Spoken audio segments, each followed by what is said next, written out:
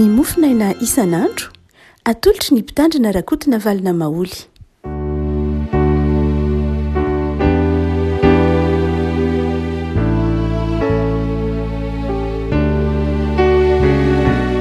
falinarava antsika rehefa malala tratra ity alakamisy fa avalo amby roapolo ny volana desambra ity ny mofinaina voalahatra ho antsika dia ny taratasy nosoatan'i Paoly ho an'ny romanina toko firaika ambin'ny folo ny andimy fahatelo amby telopolo ka hatramin'ny fahaenina amby telopolo amin'ny anaran'i Jesosy.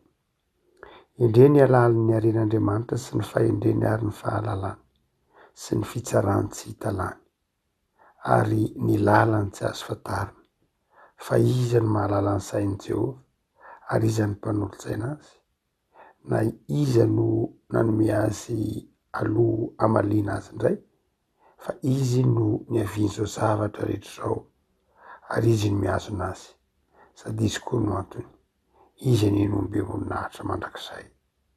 Amen. Ny taratasy nosoatan'i Paoly ho an'ny romanina toko firaika ambin'ny folo dia faminaniana ny amin'ny hoe mbola ho avy ny andro izay iverenan'ny jiosy indray inon Jesosy. Saingy mialoha izay faminaniana ny iverenan'ny jiosy inon Jesosy zay dia manazava Paoly fa ny nasoa izay fandavan'ny jiosy an Jesosy zay. Hoy Paoly manao hoe rehefa nandangy an Jesosy tsy homino, tsy ho mpamonjy, tsy ho mesiny jiosy dia lasa tany amin'ny jentilisy, tany amin'ny jiosy ny filazantsara. Izay fandavan'ny jiosy zay dia toy ny hoe sanatria fandavana mahasoa satria nahatonga ny jentilisy, nahatonga antsika zany handray ny filazantsara. Saingy ho avy indray ny mbola andraisany indray ny jiosy. Dia mametra-panontaniana isika amin'ny fomba tsotra manao hoe fandahan'Andriamanitra ary ve zany tsy ninoany jiosy raha izay? Satria raha ohatra ka tsy nino ny jiosy dia tsy tokony ho diso izy zany, tsy tokony ho tsaraina izy zany satria fandaharan'Andriamanitra le izy. Dia izay mahatonga an'i Paoly manazava eto manao hoe endreza ny fahendren'Andriamanitra, tsy takatry ny saintsika amin'ny fahendren'Andriamanitra. Raha ohatra zany ka mijery maimaika tsika dia toy ny temana hoe tsy diso ange zany ny jiosy satria ny fandavany nahavoavonjy antsika. Fa tsy de zay loatra, raha jerena amin'ny ankapobeny izy dia mety ho izay. Fa rehefa jerena amin'ny atsipiriany izy dia tsy zay. Satria ny tsirairay dia tompona andraikitra amin'ny famonjena ny tenany. Inona hoe tompona andraikitra amin'ny famonjena ny tenany? Ny tsirairay zany dia afaka manana fanapa-kevitra ny inon Jesosy. Satria nisy jiosy ninon Jesosy, Petera, ry Jaona, ry Matio. Nanino reny olo reny ninon Jesosy? Amin'izay fotoan'izay zany dia tsy afaka hitentsika manao hoe satria nge zany nahasoa ny fandavan'ny jiosy dia noho izany tsy tokony homelohana izy raha tsy ninon Jesosy tsy tokony ho very izy raha tsy ninon Jesosy satria mety ange zany nahasoa antsika mianakavy. Hoy tsika manao hoe aza adinoina ilay hoe jiosy iray manontolo sy ilay jiosy tsirairay. Nahoana dia izao tompona andraikitra amin'ny finoanao ianao, tompona eo anatren'Andriamanitra, tompona andraikitra amin'ny fiainanao ianao, ary dia izay no mahatonga ny jiosy tsirairay diso anatren'Andriamanitra satria tsy nandray an Jesosy izy. Marina fa ny planin'Andriamanitra dia ny andraisan'izao tontolo izao ny filazantsara fa tsy ho an'ny jiosy ihany. Saingy izao afaka tsara ny ninon Jesosy nandray an Jesosy ny jiosy. Tsy misy hafa n'ilay hoe efa andresantsika le hoe io zao ny firenena ohatra na io zao tontolo zao na io ny eto ambonin'ny tany dia miara-miaiky tsika fa mitombo ny fahantrana eto ambonin'ny tany, tsy Madagasikara ihany io fa na ny Eoropa aza. Ny vidim-piainana eto ambonin'ny tany misonta tsy Madagasikara ihany io fa na Eoropa na Amerika dia mandalo an'izay inflation zay na fisolotan'ny vidim-piainana zay. Fa izao raha ohatra ka mijery ianao zany dia ny hoe ahoana zany zao ny ainako? Tô tena sahirana be tô mantra be miakatra vidin-tsakafo, miakatra ny sarandarana, miakatra daholo ny matériaux de construction, miakatra daholo ny saran-javatra madinidinika ilaina, sy ny sisa rehetra atao miakatra daholo. Ahoana Andriamanitra ny fiainako? Dia tsy misy hafa nazavaintsika teo ny hoe na ahoana Andriamanitra mety ho tezitra am'izao tontolo zao satria miady zao tontolo zao, mifamono zao tontolo zao, mandatsatra zao tontolo zao, tezitra am'izao tontolo zao Andriamanitra. Na hoe tsy faly amin'ny tsy mahafara an'Andriamanitra ny fietsika izao tontolo zao, itsika rehetra amboniny tany mpitehantsika ny tontolo iainana sy ny tahak'izany, fa izao kosa nefa ny fiainany tsirairay, ny fiainan'ny mpino zany de hafa indray. Satria ny tompo ny teny manahy hoe raha ny zanako sy ny asan'ny tanako aoka ho adidiko ihany. Zany hoe na eo aza amin'ny ankapobeny zany de tsy afenina fa miakatra ny vidin-javatra, mihamafy ny fiainana, mandalo Kristsika mianakavy. Fa izao ho an'ny fiainany tsirairay manokana de hafa indray ny fitondran'Andriamanitra ny tsirairay. Ho an'ny tsirairay de efa nanome tokony tompo ho an'ny mpino zany io tsirairay resahantsika io ny mpino, ho an'ny mpino tsirairay de efa nanome tokony tompo anao hoe raha ny zanako sy ny asan'ny tanako aoka didiko ihany. Aza manano an'izay hoaninao, aza manany am'izay sotronao, aza manany am'izay tafianao, apetrao amin'Andriamanitra ny fikasana zao taony tanteraka. Be de be reo diny tsotra masina zay itenenan'ny tompo sy ampahirizany ny zanany na ny mpanompony. Noho zany de zao mety na ao anatin'ny fizavatsaritra zao tontolo zao de ny mpanompon'Andriamanitra de tahin'Andriamanitra mandrakariva. Tsy miankina am'izay mety ho fahasarotan-javatra eto am'izao tontolo zao ny fitahin'Andriamanitra ny mpanompony. Raha ohatra ka miankina amin'ny vidim-piainana ny fitahin'Andriamanitra ny mpanompony, hoe satria miakatra ny vidim-piainana de mihena koa zany le fitahina, satria miakatra ny vidin-javatra de mihena koa zany le fitahina menanao. Tsy zay, tsy miankina. Mahaleo tena tanteraka ny fitahin'Andriamanitra sy ny famindrampon'Andriamanitra, fa tsy miankina am'izay mety ho lalàna na zay mitranga eo anivony toe-karena na ny fiarahamonina. Satria Andriamanitra efa nanome toko fa ny zanany de ho tahiny. De tahak'izay koa le resahantsika teo manao hoe nahoana nanana safidy malalaka foana ny Jiosy, na dia ataontsika hoe nandara ny Jiosy rehetra tamin'ny ankapobeny ny firenena Jiosy, ny tsirairay kosa de tena tompon'andraikitra mihitsy satria afaka nandray an Jesosy.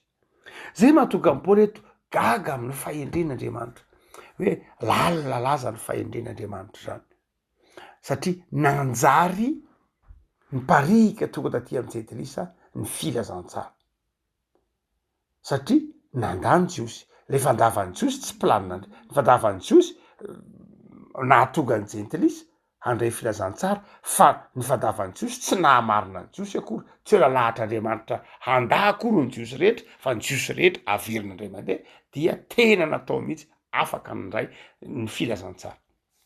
Tahaka ny Jodasy keo io. Misy miteny hoe ka Jodasy ange tsy diso zany satria raha tsy teo Jodasy dia tsy voaomby tamin'ny hazo fijaliany Jesosy, tsy marina zany. Ny planin'Andriamanitra de fa atao amin'ny hazo fijaliany Jesosy, fa Andriamanitra tsy nanendry mihitsy hoe iza no tompony andraikitra am'izay anombony Jesosy amin'ny hazo fijaliany. Tsy nanendry an'izay mihitsy Andriamanitra. Fa ny baka fanahy de naka fanahy teny dia samy eto afaka nanombony Jesosy tao amin'ny hazo fijaliana daholo ny olona rehetra rehefa nisafidy an'izay, ary samy afaka tsy nahakasika ny hazo fijaliana nanombony Jesosy tao amin'ny hazo fijaliana olona rehetra rehefa tsy nisafidy an'izay.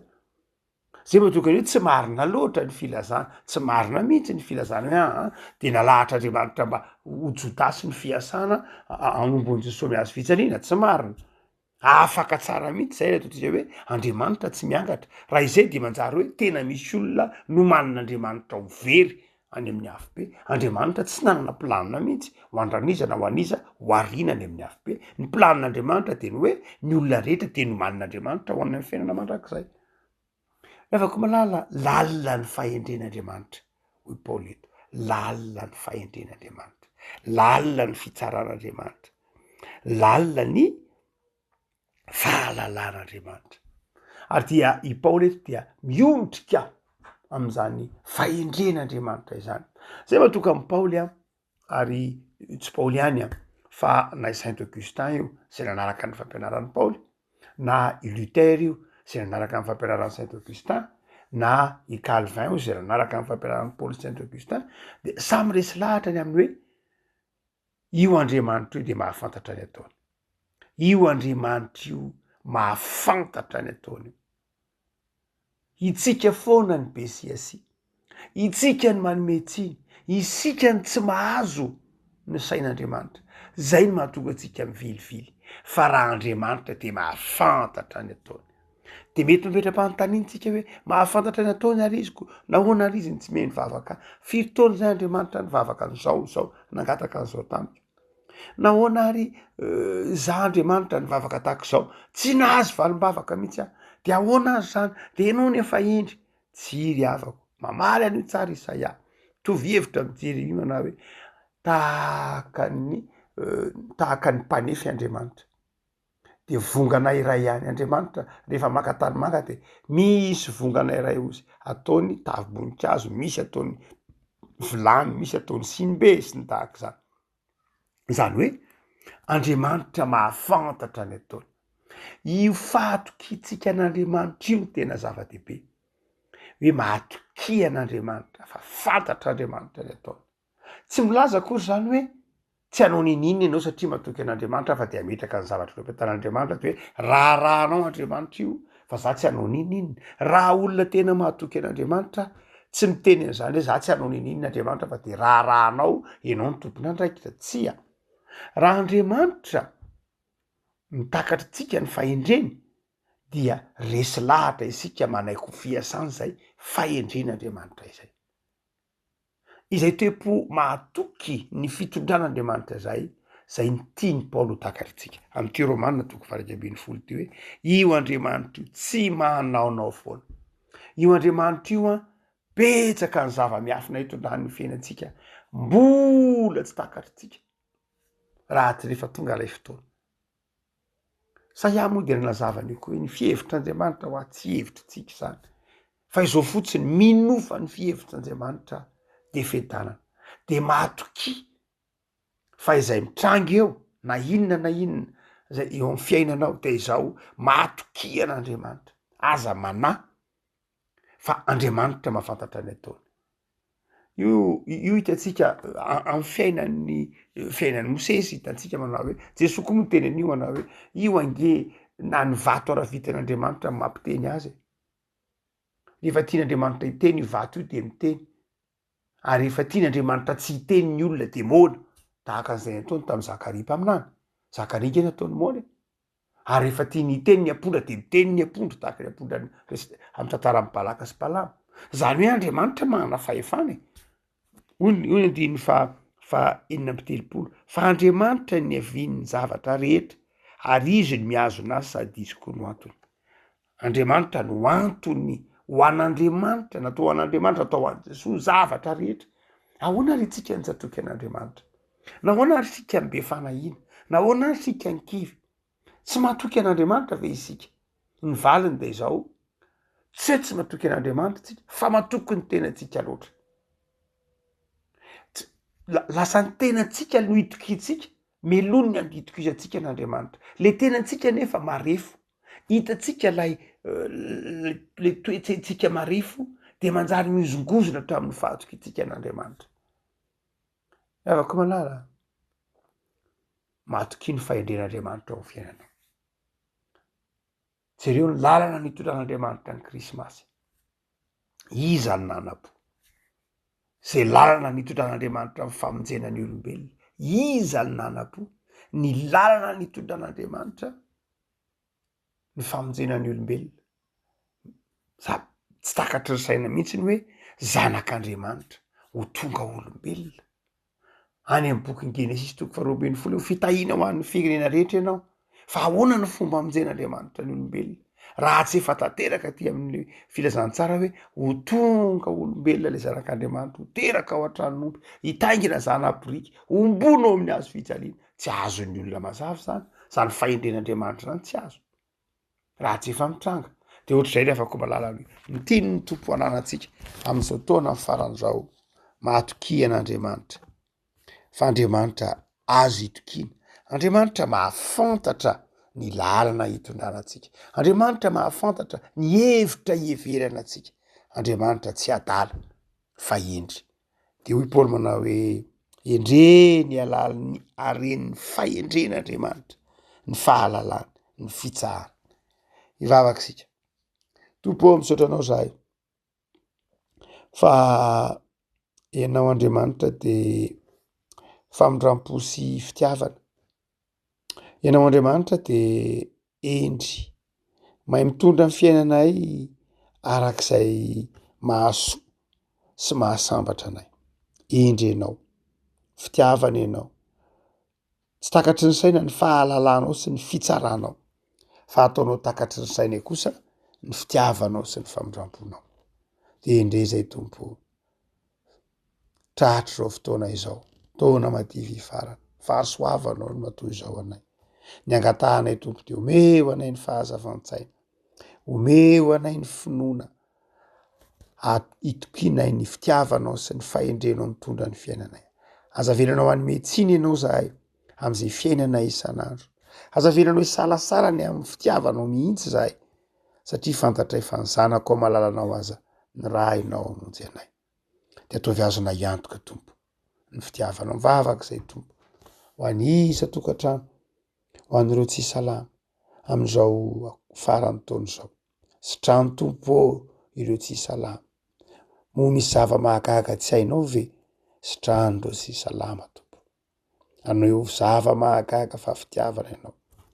Jereo nisa tokantrano am'izao taona farany zao, sombino amy tianam-pitiavanao, tovy mahana fahendrena ny tsirairay, ahitodika aminao, andamina ny fiainany, ahifandray, ahifamely, hifampitantana miatrika ny taona vaovao.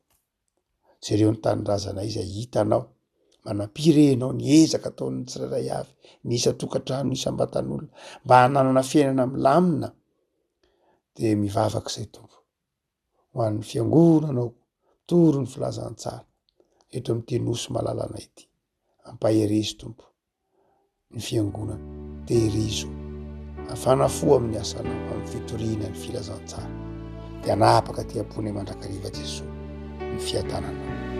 Amen.